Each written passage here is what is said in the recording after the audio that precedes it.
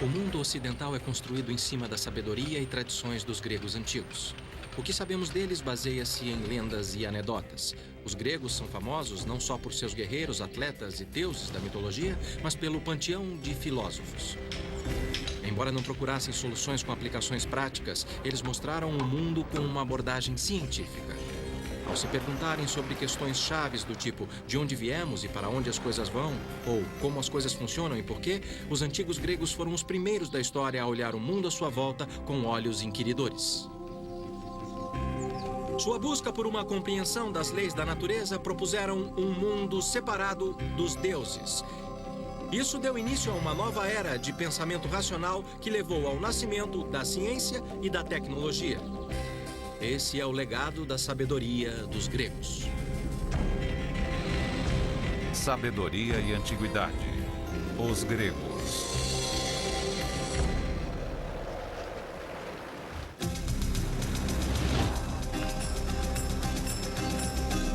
O que hoje é a costa da Turquia já foi o epicentro do mundo grego antigo. Essa região chamada Anatólia foi o berço do Ocidente e o local de nascimento da ciência e tecnologia. O fato de ter acontecido aqui não é nenhuma coincidência. Vários fatores contribuíram para essa primeira visão científica do mundo. Os ancestrais de vários lugares daqui foram os jônios, a tribo grega originária da península do Peloponeso. Os jônios foram expulsos de seus lares por povos navegadores e saqueadores. Sem um lugar para ir, os jônios imigrantes se estabeleceram quase 500 quilômetros a leste, do outro lado do Egeu, que hoje pertence à Turquia moderna. Imagina-se que a migração forçada trouxe um efeito ruim, mas que logo se transformaria em vantagem.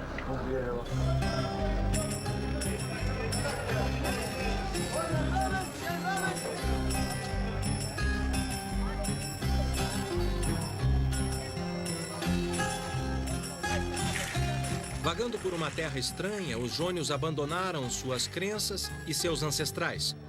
Com o tempo, isso gerou uma abordagem mais prática e racional da vida, pois eles não tinham certeza se seriam expulsos outra vez.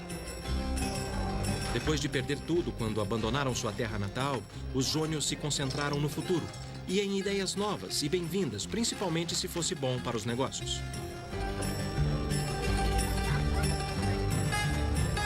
Graças à sua localização, comércio e portos, os jônios aproveitavam as ideias de qualquer um, fossem egípcios, babilônios, persas ou mesopotâmios. Quando seus vizinhos, os lídios, inventaram as moedas, os jônios foram os primeiros a usar. E quando os fenícios inventaram o alfabeto, a história teve outra guinada. Agora eles podiam registrar sua língua falada. Até então, o conhecimento era passado oralmente de uma geração para outra e de mestre para aprendiz. Mas com o recém-inventado alfabeto fenício, que os jônios adotaram rapidamente, adquiriram uma ferramenta para registro organizado e coleta de dados. A informação ficou mais disponível e um outro fator contribuiu para o nascimento de uma nova era.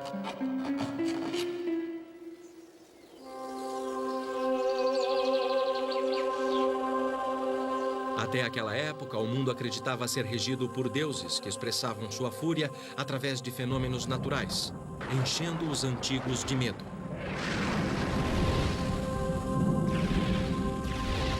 Mas logo os jônios deixaram seus medos e desafiaram os deuses. Essas são as ruínas de uma cidade que se tornou o trampolim para uma das descobertas mais incríveis da humanidade. No século VI a.C., aqui era o centro do universo. Essa é a Mileto, a antiga Miletos, local de nascimento da ciência e tecnologia.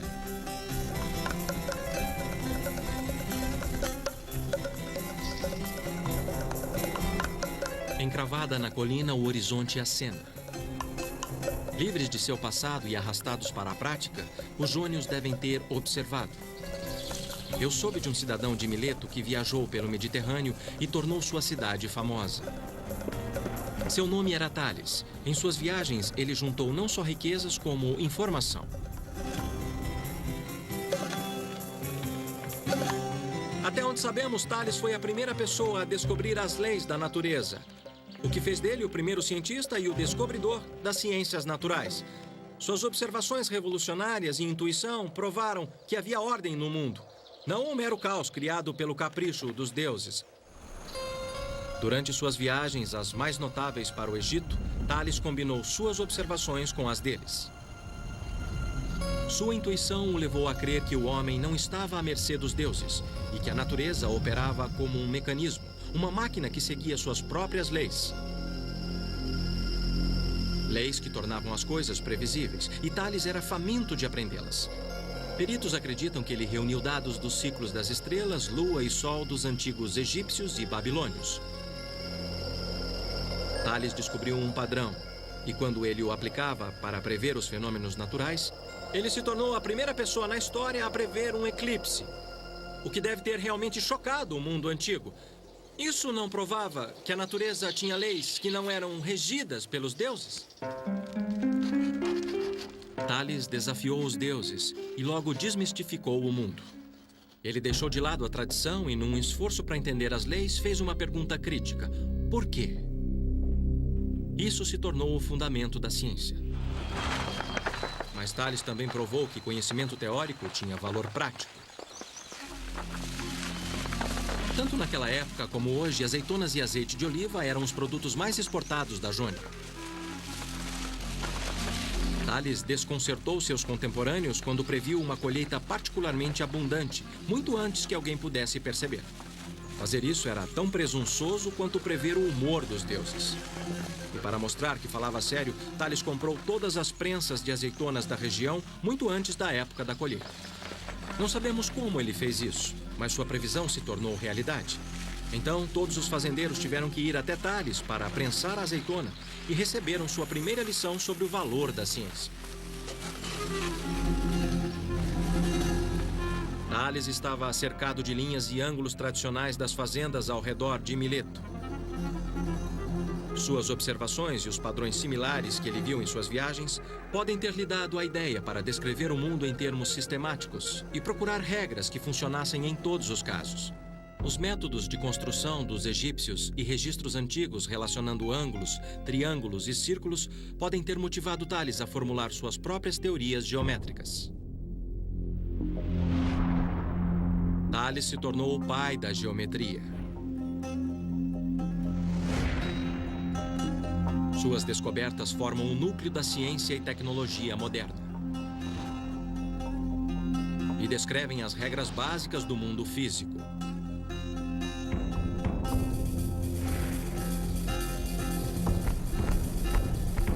Minha parada seguinte foi em Priene, cidade a poucos quilômetros de Mileto, onde os gregos levaram a geometria para um nível literalmente novo.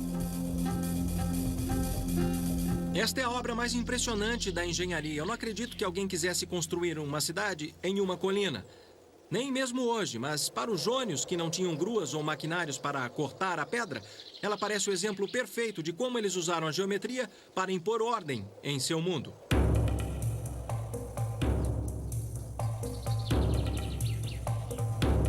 Acredita-se que no século IV a.C., cerca de 4.000 pessoas viviam aqui. Para organizar a cidade e deixá-la linda, os gregos usaram um sistema de grade. Ninguém sabe ao certo como eles criavam os quarteirões.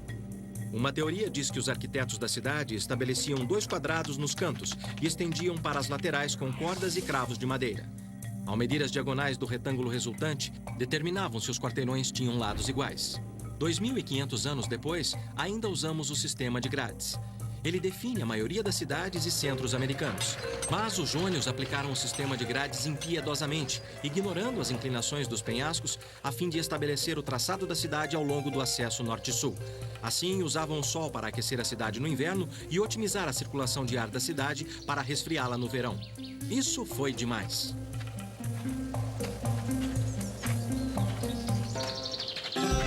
Ao perambular pelas ruínas antigas e colunas quebradas, eu fiquei maravilhado com sua perfeição.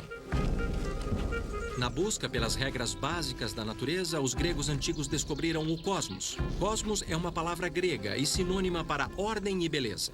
O que para nós é maravilhoso, para os gregos era cósmico.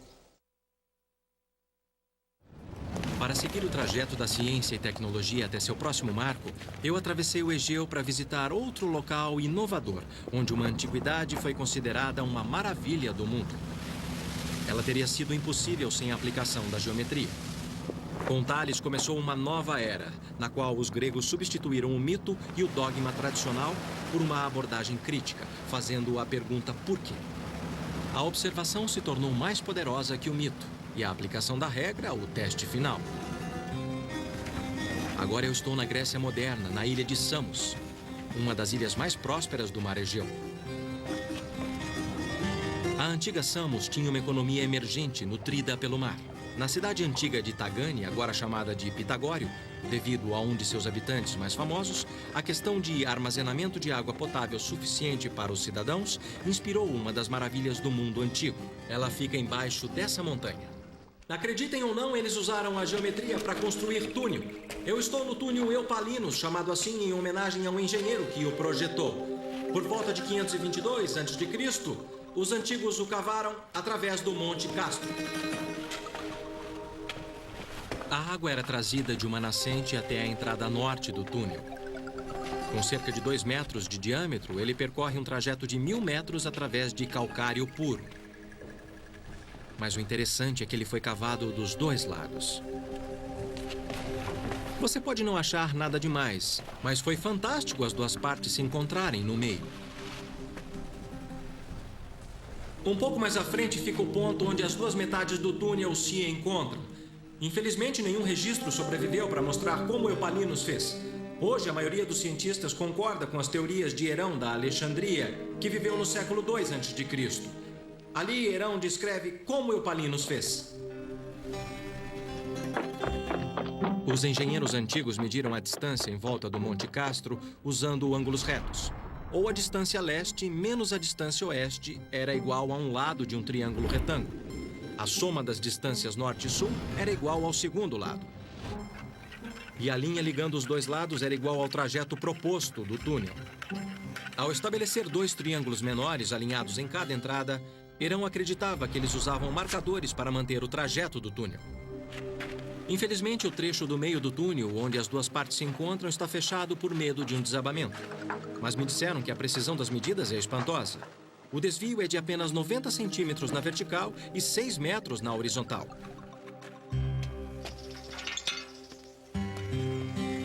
Quase não dá para acreditar que eles usaram apenas picaretas, martelos e cinzéis para cavar 7.000 metros cúbicos de rocha. Calcula-se que eles precisaram de 10 anos e 4.000 escravos para terminá-lo. E para onde é que a água ia? Ia para lá? Na saída sul do túnel, a água passava por um duto subterrâneo até a cidade de Pitagório.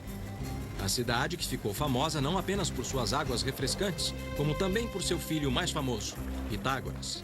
Ele dizia que conheceu Tales quando era jovem. E como Tales, Pitágoras era um observador ávido. Mas Pitágoras também era músico. Ele tocava a lira, um instrumento grego tradicional. A música era e é parte da cultura grega. Observação combinada com música e matemática levaram-no a uma importante percepção. Ao fazer experimentos com apenas uma corda, Pitágoras reconheceu uma relação espantosa. Algumas pessoas consideram Pitágoras um dos homens mais importantes que já viveu. Tudo começou com seu famoso experimento no monocórdio, quando ele abriu os olhos para um fenômeno espantoso. Ele descobriu que o tom de uma corda dedilhada correspondia à sua extensão, e esta é a parte crítica em uma razão que podia ser expressa em números. A teoria de Pitágoras era de que havia uma relação entre os intervalos musicais e a extensão da corda. Ele ligou as consonantes musicais à razão matemática. Essa razão representa os diferentes tons musicais.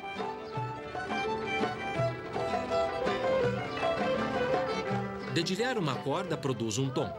Ao dividir o comprimento da corda pela metade, pressionando a corda no traste de metal, a frequência do som é dobrada e a nota produzida é 1/8 acima. A razão da oitava é, então, 1/2.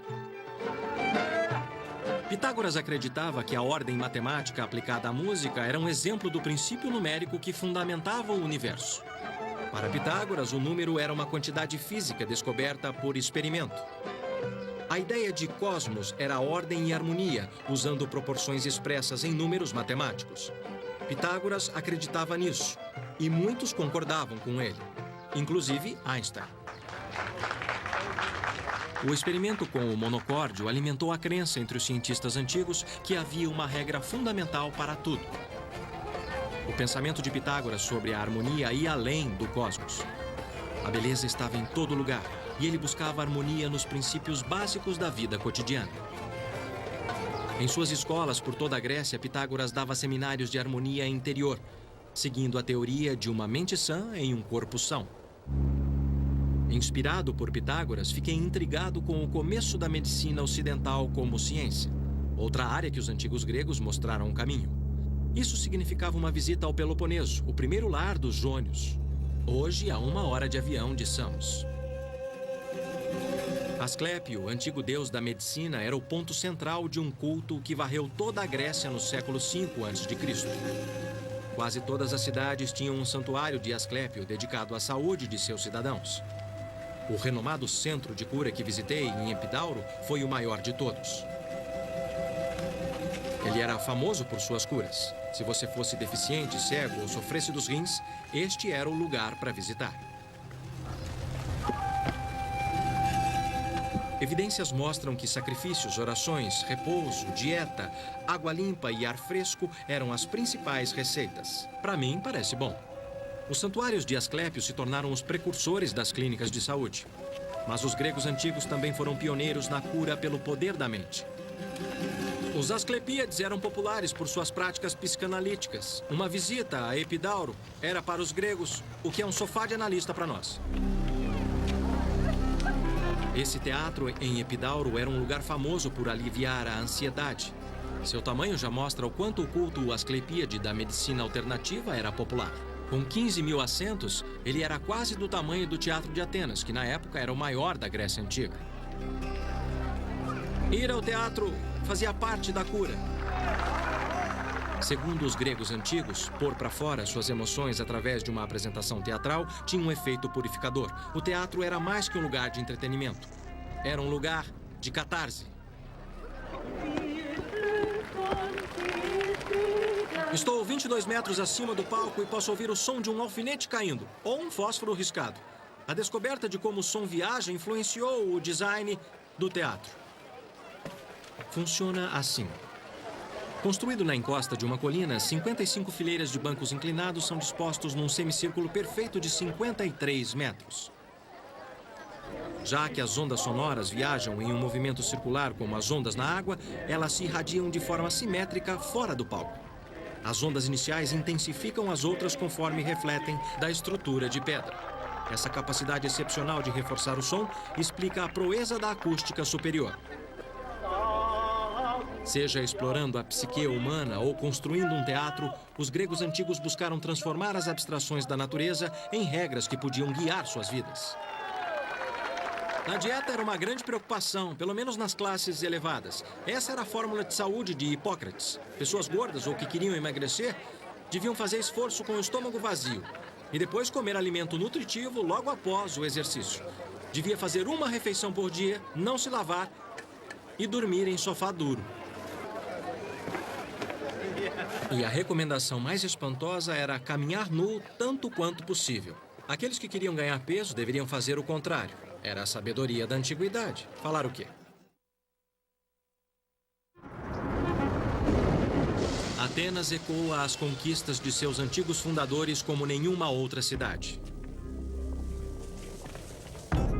Aqui, os atenienses antigos construíram seus templos mais sagrados, dando forma aos deuses, criando lares de pedra para eles. Enquanto apreciamos sua beleza exterior, os gregos antigos entenderam que a beleza tinha uma fórmula básica. Eles sabiam que o segredo da beleza era a proporção, que as gerações posteriores chamariam de seções douradas.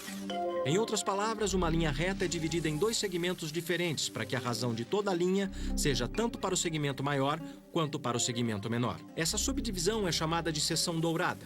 A mesma razão pode ser usada para criar um retângulo, como também um espiral natural, quando a porção de um ciclo é inscrito em cada seção do triângulo dourado. Para muitos, o espiral dourado reflete um padrão na natureza. A percepção das razões dos gregos levaram a uma das maiores conquistas arquitetônicas do mundo antigo. O Partenon foi lendário até mesmo na antiguidade.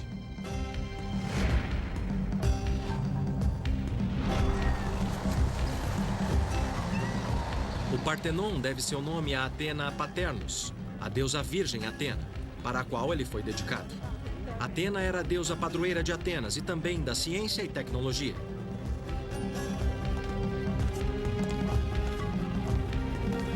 Os antigos construtores não usaram nem argamassa nem cimento.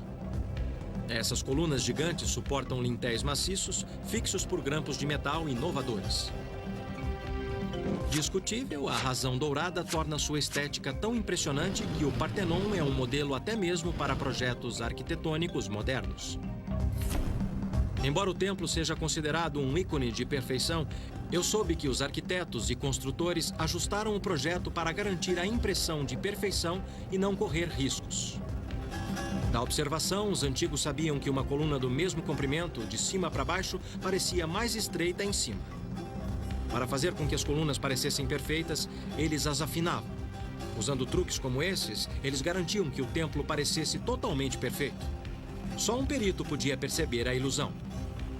O professor Tessos Tanulas, chefe de restauração arquitetônica, concordou em me mostrar alguns dos segredos de seus projetos, tais como as escadas, que eram propositalmente mais espessas no meio. Eles temiam que, se tivesse uma linha reta para a base da escada, daria a impressão que ela estava afundando com todo o peso acima. Você está falando de uma ilusão de ótica? É, ilusão de ótica. Também, parece que eles pensaram em cada parte arquitetônica da construção, respondendo como uma criatura viva. Então, com todo o peso da superestrutura, a coluna tem um abaulamento para representar a pressão de cima. Entendi. Em outros casos, embora a parte de cima, toda a superestrutura, o entablamento, como chamamos, esteja inclinado para dentro, seguindo a mesma redução de cima, o que dá mais estabilidade ao volume da construção. Cada fase dos frisos são ornamentos dos membros arquitetônicos, que estão inclinados para fora para que o desenho pintado pudesse ser visto de baixo.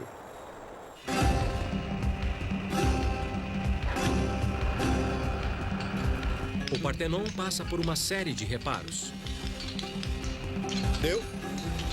Graças ao milagre da ciência e tecnologia, ainda podemos apreciar sua glória.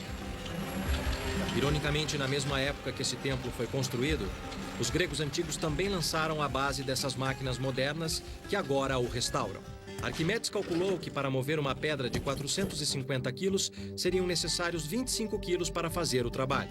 Usando uma alavanca de 40 unidades de comprimento com um fulcro no meio, a pedra não se move.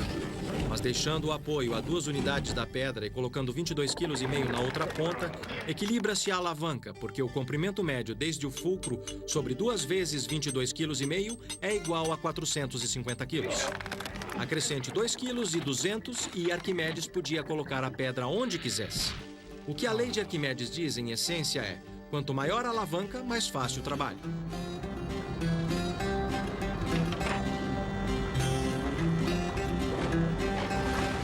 Gruas, polias, roldanas e roscas operam sob o princípio da alavanca. O que Arquimedes descreveu foi a lei da mecânica. De fato, instalações como Pireus e outros portos do mundo que dependem de máquinas têm uma dívida imensa com sua percepção.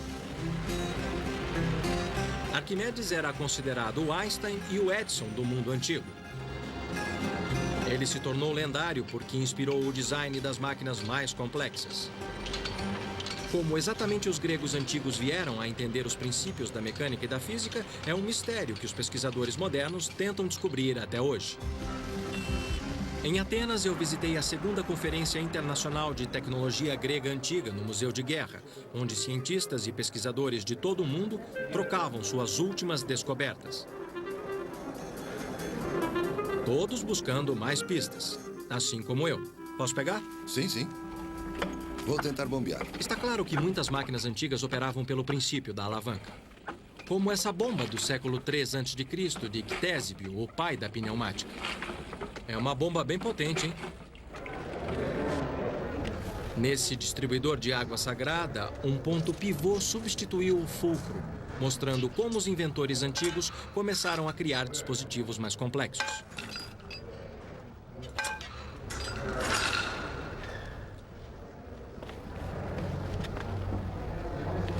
Enquanto Arquimedes aplicava seus princípios de mecânica em propósitos práticos. Este dispositivo é o parafuso de Arquimedes. É uma máquina simples, mas engenhosa. É simplesmente um plano inclinado em forma de um tubo plástico. Quando o parafuso vira, o plano, o tubo leva a água para cima. Lá vem ela. Os egípcios usaram o parafuso de Arquimedes para levar água do Nilo e irrigar seus campos. Hoje, muitos acham que Arquimedes foi o primeiro a dar o passo de máquinas simples para máquinas complexas. As evidências de que os gregos já desenvolviam máquinas complexas começaram a aparecer há apenas um século. Em 1901, encontraram um navio naufragado na costa de Antiquitera, uma das ilhas Jônias ao sul do Peloponeso. Ele revelou pela primeira vez a enorme gama de ideias e conhecimento que os antigos tinham. As esculturas encontradas no naufrágio datavam do século I a.C. Ofuscada pela beleza das estátuas, os fragmentos de uma das maiores descobertas científicas da história passaram despercebidos até 1976. Essa peça amorfa estava coberta de vegetação marinha, mas radiografias feitas em 1993 revelaram uma engrenagem complexa por dentro. Com um mecanismo tão velho assim, foi uma surpresa encontrar engrenagens. Pensava-se que elas tivessem sido inventadas 1.500 anos depois. Logo, essa peça de aparência insignificante é um dos maiores achados tecnológicos.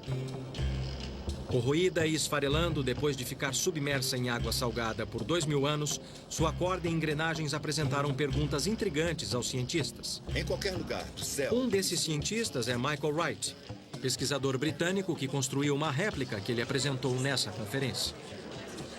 Esta é uma máquina extraordinária e complicada. O que ela faz? Bom, na minha opinião, é um planetário. Lembre-se de que era uma época em que as pessoas pensavam que a Terra era o centro do universo. Ela mostra o lugar do Sol, da Lua e 5 planetas que eles conheciam no céu. E a parte de cima contém informação adicional útil, como a contagem de anos. Entendi. É tão complicado quanto parece. Quantas engrenagens tem aí? Quantas partes móveis ele tem? Chega a centenas. Na verdade, eu coloquei 76 engrenagens aqui dentro. 76 engrenagens? E essa é uma réplica exata do original? No original, eu encontrei 31 engrenagens. Tá. Mas você deve entender que, para funcionar, para ter sentido, é preciso acrescentar muito mais. Tá certo. Porque está muito estragado. Entendi. Você desmontou pra gente e tá tudo espalhado na mesa. Então eu tenho certeza que você vai odiar a pergunta, mas podemos vê-lo funcionando? Sim. Você verá como funciona conforme eu monto todas as peças. Eu vou montar para você.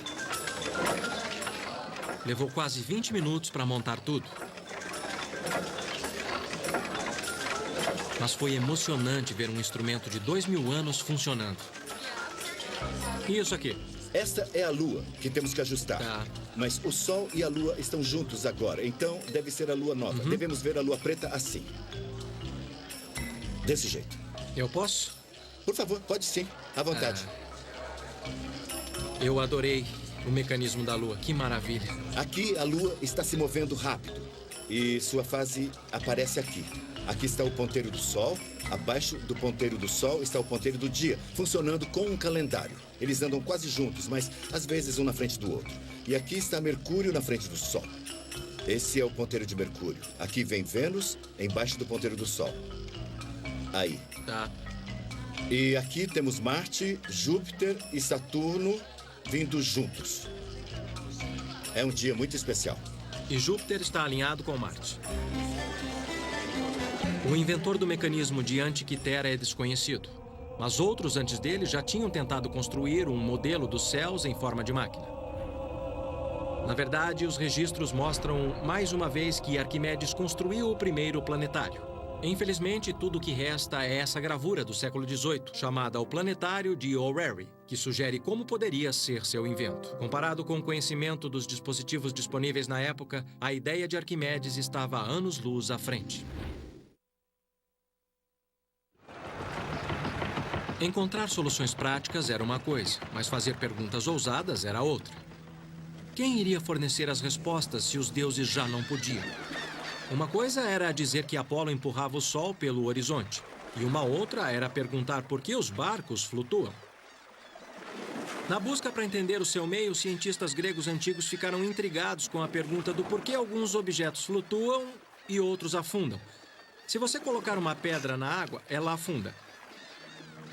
E num espaço confinado como este aqui, ela também derrama água pela borda. O que acontece é que esta pedra está retirando seu próprio volume de água. Isso se chama deslocamento de água. Mas se você colocar um toco de madeira na água, ele flutua. Ele também desloca a água, mas não afunda. Então, o que acontece aqui?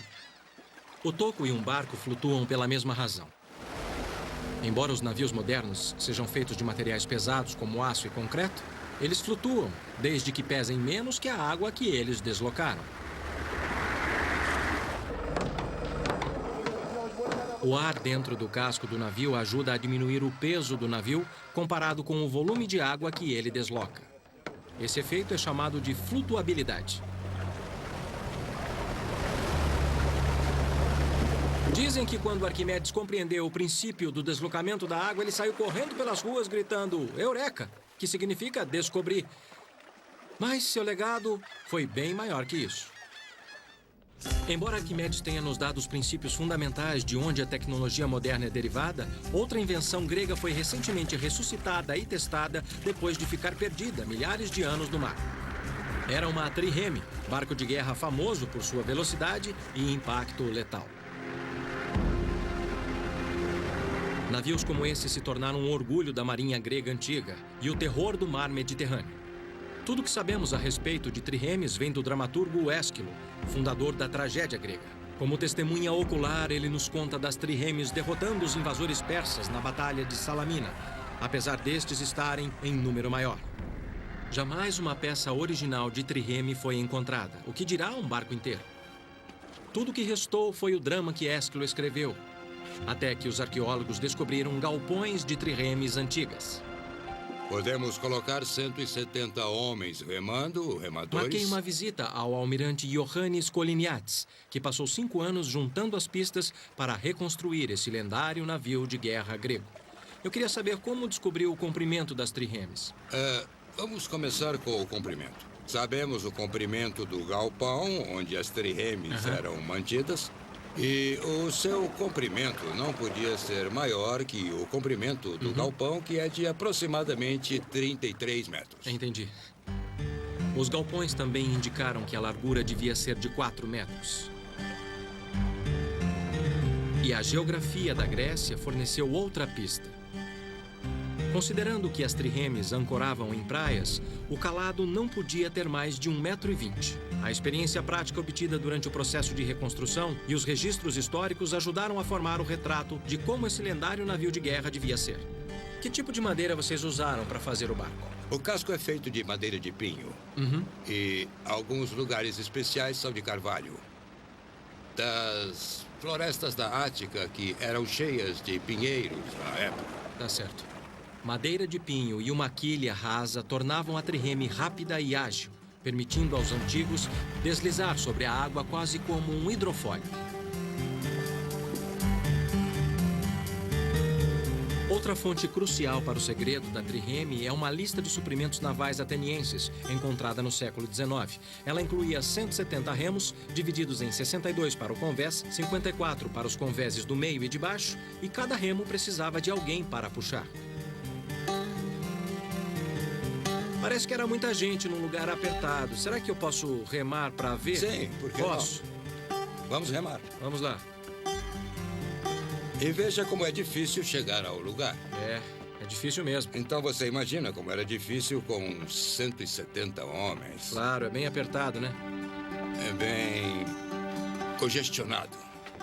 E você vai pegar o remo superior. É o mais difícil. É o mais difícil, mas eu sou iniciante, tá? Então eu vou pegar o do meio. Depois que você senta, não é tão ruim, não é? Como vê, então, eu tenho que ter mais inclinação para poder alcançar a água. E você está mais nivelado.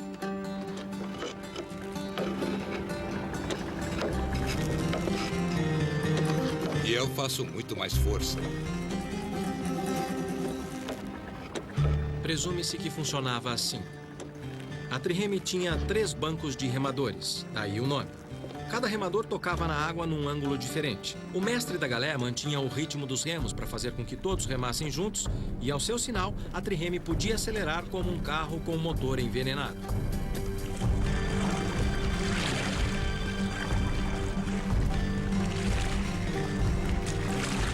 Usando todas essas pistas, o Olympias foi construído. E em 1988 fizeram os testes para ver se a réplica ficou à altura das triremes antigas. Uma tripulação de atletas e remadores profissionais foi treinada e entrou nas águas do Egeu.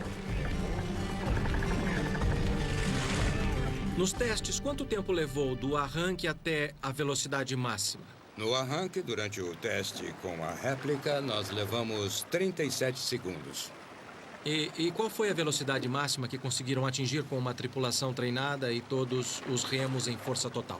A partir de dados históricos, soubemos que a velocidade máxima devia ser em torno de 8 nós e meio. E isso também foi provado durante os testes que fizemos com a réplica.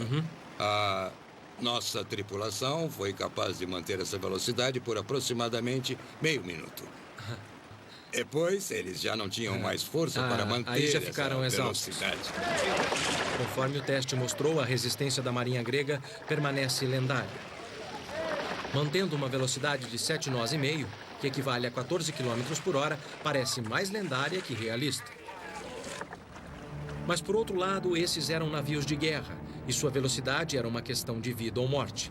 Mais velocidade significava maior impacto, e velocidade era crucial para a principal arma da trireme, o esporão de bronze. Forjado por ferreiros gregos antigos, ele era usado para partir os barcos inimigos ao meio. Era feito de bronze e era a arma principal. E o esporão exercia uma força no barco inimigo na ordem de 65 toneladas. Então, toda essa força, 65 toneladas, eram concentradas nesse ponto. É, isso mesmo. Velocidade e agilidade fizeram da trireme uma arma devastadora. E dos gregos, os mestres do mar. A vitória no mar era reforçada pela engenhosidade em terra. Havia outra inovação grega antiga, que fornecia uma força avassaladora por terra. O mar Mediterrâneo trouxe prosperidade para os gregos antigos, mas também trouxe conflito. Quando um povoamento grego do outro lado do Mediterrâneo ficava em perigo, a distribuição de frotas de trireme era crucial para a manutenção do controle. Eu soube que parte dessa solução inovadora sobreviveu. Para chegar a esse local, eu andei 7 quilômetros pelo canal de Corinto construído no século XIX. Ele corta uma faixa de terra que divide o continente grego e a península do Peloponeso. Os antigos chamavam esse istmo de Corinto dos Mares Gêmeos. A ideia para um canal nesse ponto estratégico tem mais de 2000 anos.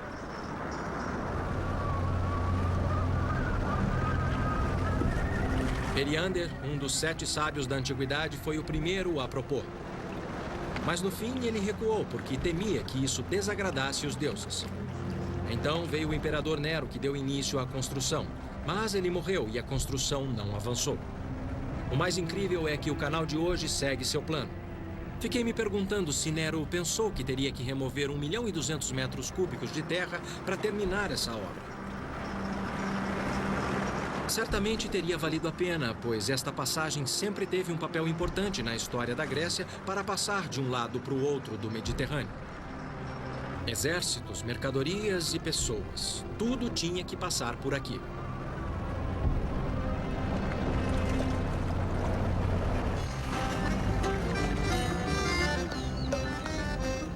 E foi lá atrás, no século VI a.C., que o tirano de Corinto, Periander, construiu o Diolcos em vez de um canal. Pouco restou, mas registros antigos descrevem como um par de trilhos encravados em uma estrada pavimentada paralela ao canal moderno. Se você estivesse aqui há cerca de 2000 anos, você poderia ver 170 homens, cada um carregando o seu remo, marchando pelo istmo. Enquanto isso, a trireme era arrastada por terra por este caminho aqui. O Diolcos servia como atalho. 6 quilômetros por terra, em vez de navegar 600 quilômetros para contornar a península, tornou-se uma vantagem crucial na defesa costeira da antiguidade. Eu examinei os sulcos profundos nos trechos que restaram do Diolcos. Frequentemente chamado de a primeira estrada de ferro do mundo, não se sabe exatamente como os trilhos eram usados. Mas seja qual for o método, deve ter funcionado muito bem, porque o Diolcos ficou em operação por 1.300 anos, transportando navios mercantes e de guerra para a grande glória da Grécia. Quase tão grandiosa, outra invenção antiga veio a calhar. Apesar de não ser um triunfo geográfico, ela supriu as necessidades espirituais da antiguidade.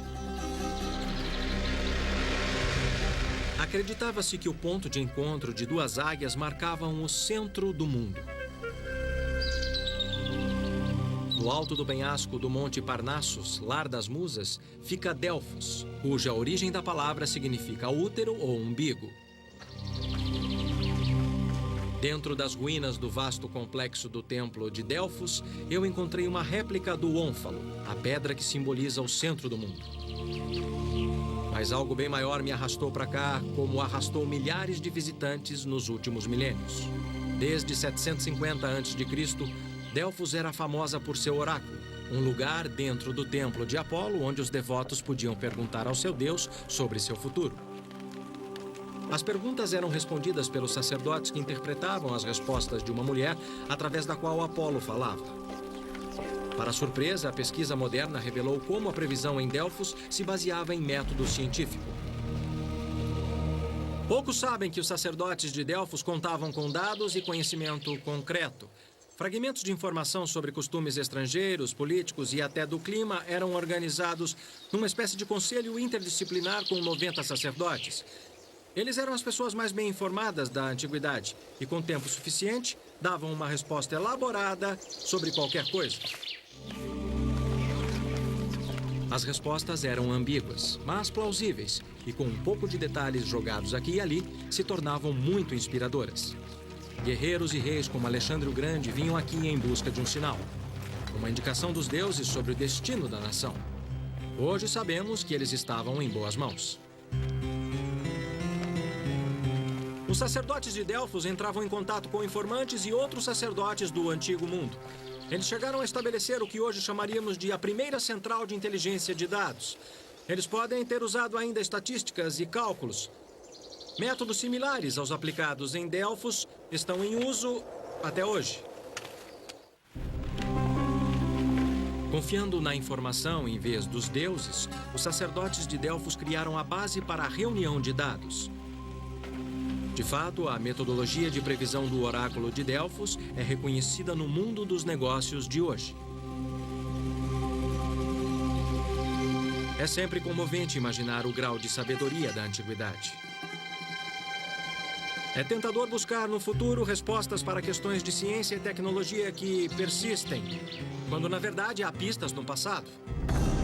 Os gregos antigos descobriram a relação básica de razões e números que, pelo que nós sabemos, ainda contém a chave do universo. Eles revelaram os princípios fundamentais da mecânica que governa nosso mundo e estabeleceram a base da tecnologia moderna. Foram os primeiros a fazer a pergunta crucial: por quê? E exigir uma resposta racional e científica. Em muitos casos, a resposta que eles deram continua sendo a melhor que nós temos. Na Grécia Antiga, há 2.500 anos, uma revolução mental fez o mundo tremer. E com isso, os gregos abriram nossos olhos, não apenas para as leis básicas da natureza, mas para um mundo e um universo distante.